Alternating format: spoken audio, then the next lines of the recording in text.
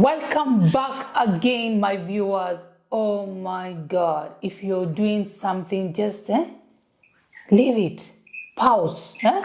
Take your popcorns and continue watching this beautiful, beautiful, real story from Vicky. Now, Vicky, what exactly happened after now you realize that you didn't get your letter and now the authorities are telling you that you cannot appeal your case? Wow, it was hard for me. It was very it was a tough time for me during then. It was a bitter pill for me to take during that time.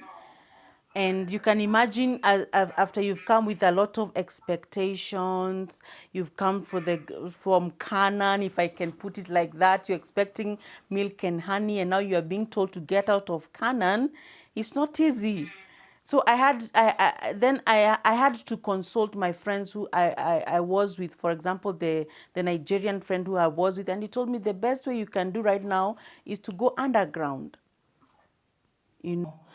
Like they literally refuse to appeal your case just because the time has passed. In fact, they were saying, yes, in fact, they were saying that your time is up in Sweden, take your things and go back to Kenya. Do you have a So it was lawyer? a very, yeah, but if you don't appeal, the lawyer cannot be able to help you, because first and foremost, the lawyer you are given by the government. So the lawyer is working for the government and is also working for you. So when you don't appeal your case, the lawyer is nowhere to be found, because the contact is off. The only thing the lawyer can tell you, I don't have anything to help you because you didn't come for me to appeal your case. Yeah, so the lawyer cannot be able to help you in any way. So if you decide to stay in Sweden, the only option you can be able to stay in Sweden is when you are underground, and that underground is going down low. Make sure that you don't get into problems. Don't For example, don't go making noise to people. Just be a good abiding citizen, or the temporary time that you are there, and then you cannot, if you are not going to get into trouble, then you can be able to stay in Sweden for a long time. But even if you stay for a long time, you won't be free. You'll be like a fugitive, because anytime the police can ask you, where is your ID card? They can stop you and ask you, where is your ID card? If you can't even go to places feeling so free as the other people, because you're like a fugitive. Remember, you've been asked to leave the country, and they are looking for you. You know, they are looking for you. Yeah. I feel you, Vicky, and I just want to say I am so sorry for what you went through at that time, and I'm so sorry for you to get to that level where the authority are, asking you out of this country. I know it's not a good feeling, and it's not a feeling I could wish even for an enemy.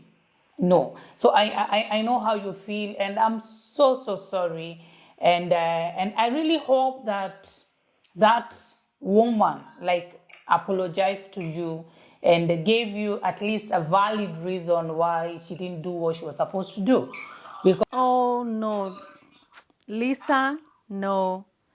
Lisa, she never gave me a reason. She never gave me a reason at all. At all, at all. Up to to date, I up to date, I don't know the reason as to why she never called me for that letter. But not that I have a grudge with her. I forgive, and the story is behind me. But I hope I'm doing this for somebody who will come to Sweden next week or even today, and they cannot go through the same process or the same kind of things that I've gone through when I was in Sweden. oh, that's so sweet of you, Vicky. Ah, what a beautiful soul. Thank you so much.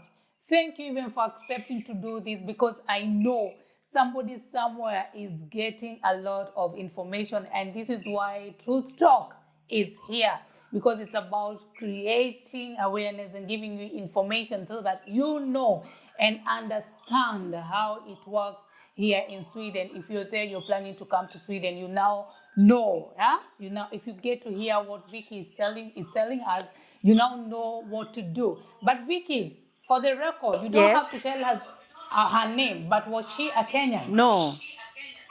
Yeah, she was a Kenyan Oh my who God. has been there for a long time than I was. Wow, It, wow, she was wow, somebody wow. who I'm not has roots, surprised. very I'm not deep roots. surprised because we've been hearing these stories and, you know, they've been just on here. Huh? There, we've been hearing these stories and now we are happy because we are hearing from somebody who have experienced this. Okay, without interrupting you, what happened after that? Now you decided to go underground, and I'm really, I don't have to add anything about because you have really explained what it means to go underground. So what happened from there? So I said, you know what? I cannot be able to go back to my country. A luta continua. I have to fight for this. I came for greener pastures. I have to brave myself and face this as I should be. As you know, in central Kenya, we say you should face it like a child of a boy child. So I had to become like a boy child and face this as tough as I be as tough as I can and face the life that has now bestowed me. So I decided to, to get a job, even though it was very hard for me to get a job without the ID card. The Nigerian friend that I had I was able to get a cleaning job with a Nigerian who owned a cleaning company job, but it was a nightmare because I never got my pay, you know. Oi. I never got my pay because first and foremost, How long did I you do worked there that for job? like 3 months. Like 3 months. I worked for 3 months. Okay. Yes. So when they didn't pay me my dues, I decided to get another job. And this time round, I got the job. Yeah. Because first and foremost, if you don't have your social security number there, that is Pashun number, if I remember correctly. If you don't have the Pashun number, if you don't have the government credentials, you can't take this person anywhere. It was a black Now job. he You took work for a long advantage of duration of that. time. Yeah, so you become a slave. You become a slave because they Hi. know you can't take them to the authorities, so they'll take advantage of you. Later, I heard that the person moved from Sweden and went to, I think, another country, European country, and they disappeared with the money. So I had to get another job. And the job that I got was to throw papers, like newspapers, to people. We used to work for so many districts by then. Like, for example, if you have district 1, 2, 3, and 4, you throw papers, but still I never got my pay. I never got my pay. So sorry. Yeah, so the only thing I could maneuver how to eat was this Nigerian friend of mine, you know. That is how I became also, as you become dependent to somebody because you are not independent. You don't have the residence permit of this country. You become a slave. And if you do not, yeah. So I really, really struggled very much until I got a Somali man who really helped me. A Somali man. Let me explain something about Passion Number.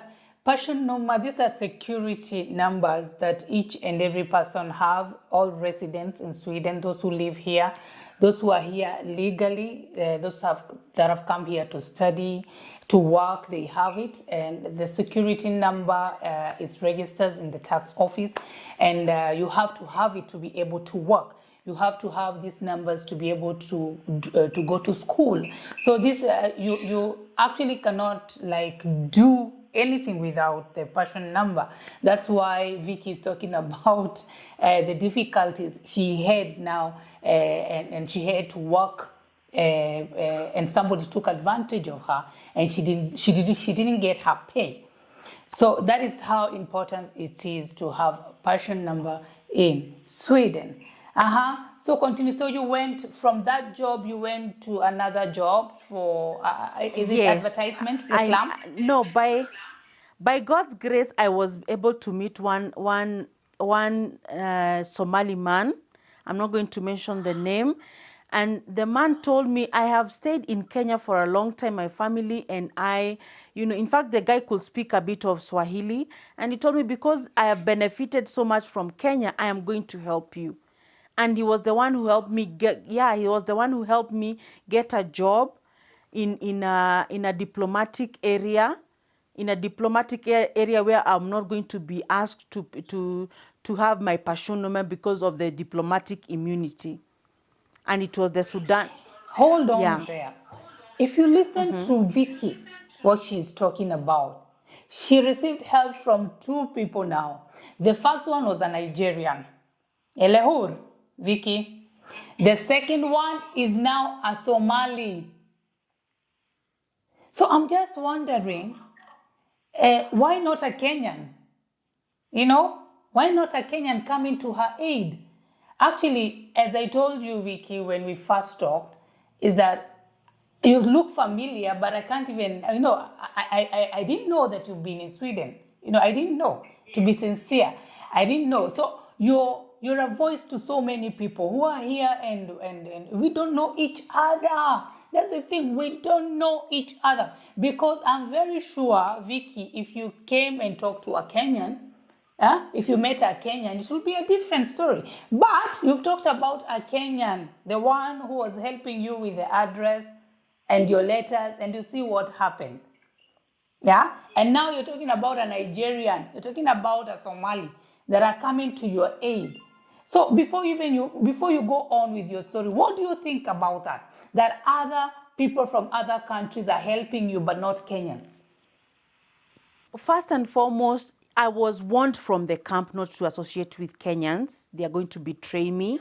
I was warned, please be careful with Kenyans. Your own people are going to betray you. Then second of all, in a foreign land, you want to be with somebody that you can be able to relate with. So, and by God's way of doing things, I got a help from a Nigerian person, and now a Somali, people from Africa. I think in Sweden there should be a structure where, for example, Kenyans can be able to help each other or trust each other without having any malice, In fact, I remember during that time there was a case which was very tough that I had.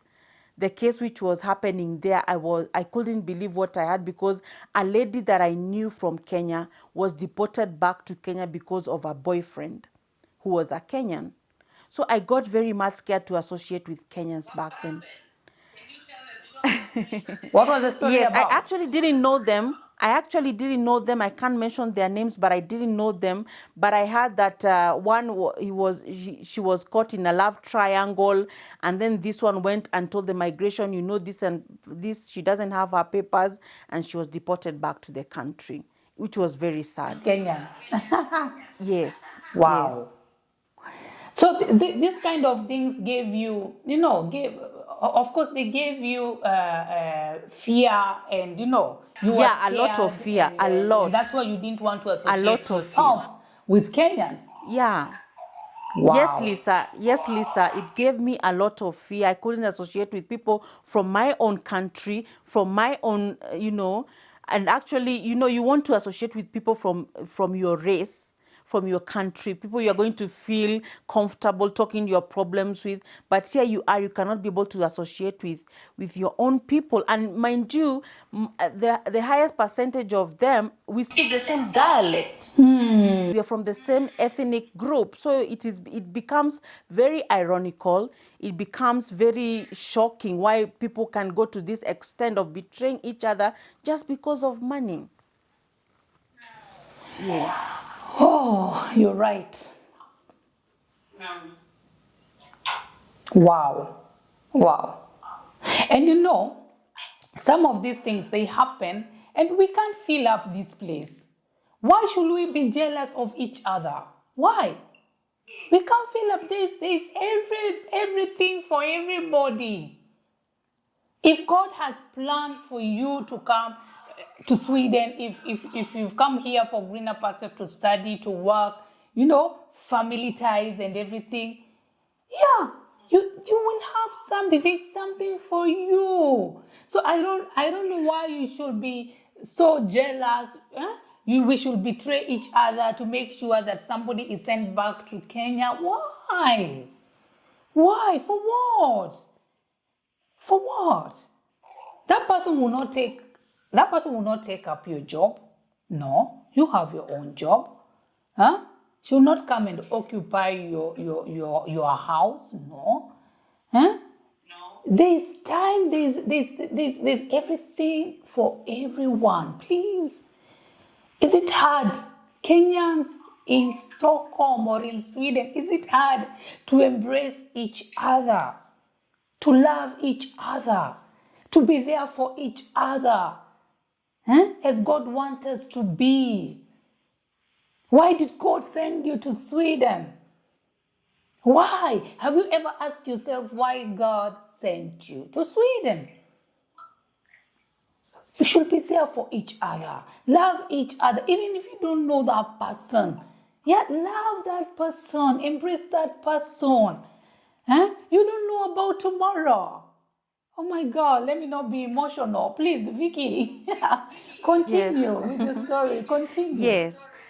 I think, Lisa, you have brought a very crucial point right now, a very paramount point, because I have seen like the Somali people, they work in unity. They are very united. They help each other in terms of, you can never find a Somali person who is in the street. Why? Because they help each other very much. They're united. And so are the Nigerians, because I was able to interact with some of them and I got to know they are very united. Like, for example, they have Yoruba people doing their thing. They have Igbo people doing their thing, They have structures, they help, they can, once you're new in Sweden, they have even Igbo people where they support each other very well. So I think my call is for people, the Kenyans who are in Sweden, in the diaspora, not even in Sweden only, because we have Kenyans all over, and I'm sure this video is going to capture people from other countries as well, Kenyans in other countries like America and so on. I think it doesn't have to be united. United we stand, divided we fall. That's true. That's true. That's true. Wow. Okay, so what happened after that, my dear? Yeah, so I was I went through a lot of challenges, but for a minute there, I was able to get the new job in a diplomatic area in the Sudan embassy. I was working there where I was directed by the Somali man, and I was doing their cleaning. Yes, I was cleaning the embassy, and for a minute there or two, I thank God I got refuge, because you cannot be able to be asked for any ID if you're working for a diplomatic arena. For all of us who know international relations, once that you enter a diplomatic place, you cannot be asked for an ID. So I worked there freely until the time where my contract ended there, and I had to now maneuver again, because they also needed somebody from their country. I got a challenge. They needed somebody from their own country to come and fill the position that I had in the, yeah. Yeah, guy. Then what happened? Oy. So after that, I came out of there, and then all hell broke loose again. I found myself also, now I was right. I got another job, a babysitting job in a Kenyan place, actually, a woman from Kenya, and I'm not going to mention names as well. And it wasn't easy as I thought it was going to be. That was another case there. I also never got my pay during that time. I remember when I was there, I was taken to another place where to find refuge for a lady, Kenyan lady still, because now, you know what normally happens is, even if somebody from another country cannot be able to help you for a long time, because they feel that, why shouldn't your people help you? You know, why shouldn't your people help you? So you'll want to find help from people whom you where you come from the country, from your motherland. That is where people expect you to gain help from. So when I was going to church, I was directed to another lady, also Kenyan, but I remember she kicked me out when it was I never misbehaved in her house, but she told me you cannot stay here because you're not paying rent, you're not buying food, so I cannot be able to assist you in any way. We are not paying anything. Yeah, I remember it was winter time when she kicked me out. Guy, winter time. Yes, I was during winter time. Where? Guy, where did you go? I used to sleep at Tia Centralen. You know, the Tia Centralen is where all the trains normally come, and there are structures where you can be able to sleep there. But when it is midnight, they close everywhere, and then you're asked to come out. Oh my God. T Centralen is Yes. a train station. Yes, I used to sleep at Tia So from where, Centralen. when you were kicked out, you were sleeping in T Centralen? I was sleeping at Tia Centralen. Oh my But God. I had an alternative. My Yes, dear, I used to did sleep you at Tia hear Centralen. that? A fellow Kenyan. Yeah? Look at the challenges she was going through.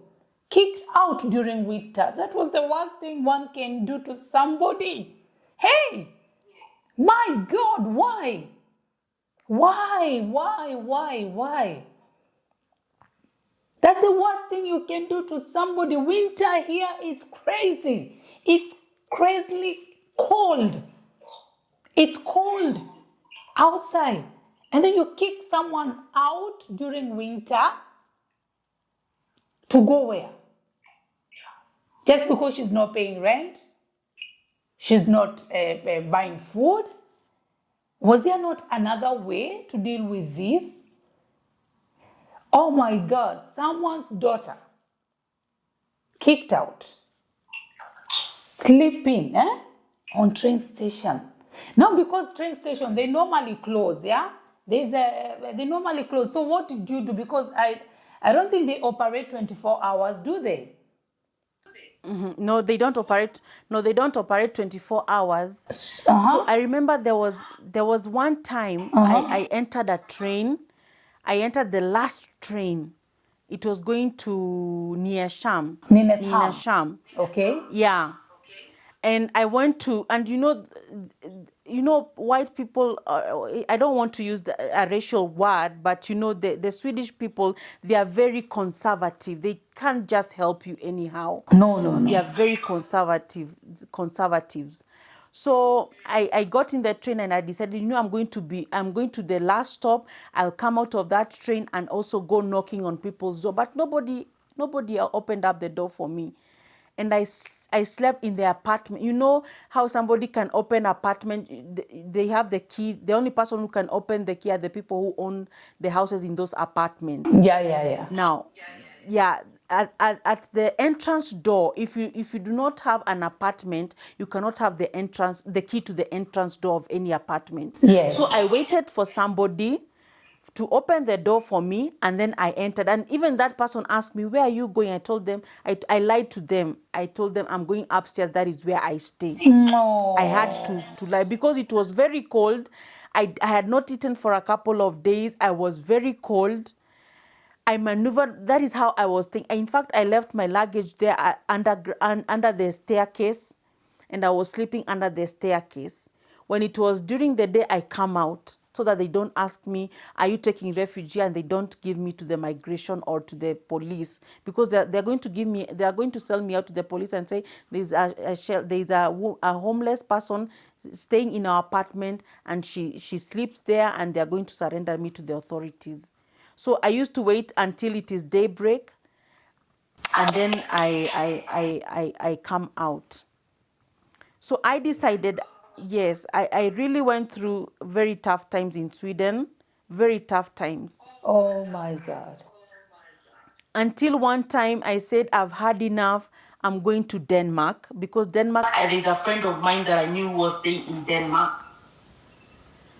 So when I communicated to her through my Facebook. Wow. Wow. Wow. Wow. Before we continue, how did that situation make you feel when you were lying there, under the staircase there? How were you? What was going on in your mind, in your heart, huh? Actually, it's like the story of the prodigal son. When he left everything he had at his father's house, and then he went and then he spent everything. I could relate on how he became homeless, and you can imagine what he was eating, how he was doing things. I remembered home, because one thing that made this son of the prodigal son to come back home, he remembered home. He said that even his father's servants are better off. I could remember home and say, even if I came for greener pastures, at least maybe I wouldn't be suffering this much if I was in Kenya. But still there was a fighting spirit inside of me that would tell me, no, you cannot give up. What you came for, you have not yet attained it. So a luta continua, you have to fight on. You have to press, If life gives I love you, that. if life gives you lemon, press and make a lemonade out of it. That was what was coming out of me.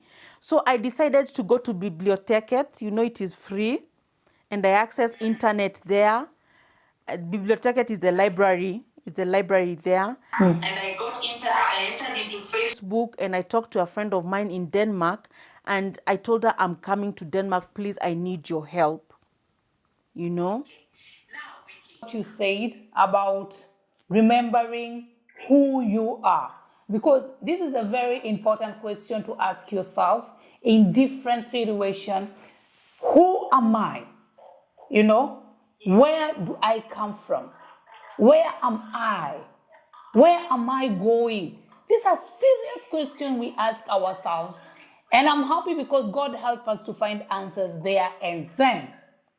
And I'm happy about one thing, that you didn't give up. You didn't give up. You have hope. And now, my viewers, let's go for another break. And this is getting intense. It's getting interesting. And I advise you to stay put. Call your friend. Call your friend and tell them to come and watch this together. Stay put. And are you in the diaspora and you want to invest on real estate housing? Wilston Homes, they got you. They offer you affordable and high quality living solution.